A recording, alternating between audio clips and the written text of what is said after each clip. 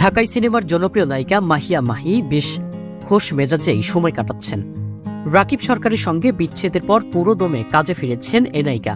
অভিনয় করছেন শাকিব খানের বিগ বাজেটের সিনেমা রাজকুমারে। তার ক্যামিও চরিত্র নিয়ে দর্শক মহলে চলছে বেশ আলোচনা এবং সমালোচনা। এরই মাঝেই ঈদ উপলক্ষে দেশ টেলিভিশনে একটি অনুষ্ঠান করেছেন মাহি।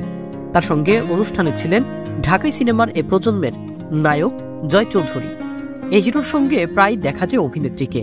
এবার সেই বিষয়টি খোলাসা করেছেন দুজন। জয়ের সঙ্গে সিনেমা না করেও কিভাবে নিজেদের মধ্যে ভালো সম্পর্ক হলো সেই বিষয়টি ফাঁস করলেন মাহি।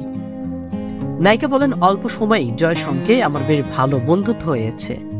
আমার সঙ্গে কোনো সিনেমায় কাজ করেনি, আর আমার সঙ্গে যে নায়করা কাজ করেন তাদের সাথে কখনো আমার ভালো সম্পর্ক হয় না। পরিচালকের সাথে ভালো সম্পর্ক হয় না, কারণ আমি ভাবি হিরোর চাইতেও আমাকে ভালো করতে হবে, যার কারণে তাদের সঙ্গে আমার সম্পর্কটা ভালো না হয়ে একটা শত্রু শত্রু ভাব থাকে। জয়ের সঙ্গে 2019 থেকেই আমার বেশ ভালো সম্পর্ক, কিন্তু গোপন রেখেছিলাম, কারণ যে কোনো জিনিস গোপন রাখলে সেটা বেশ সুন্দর থাকে।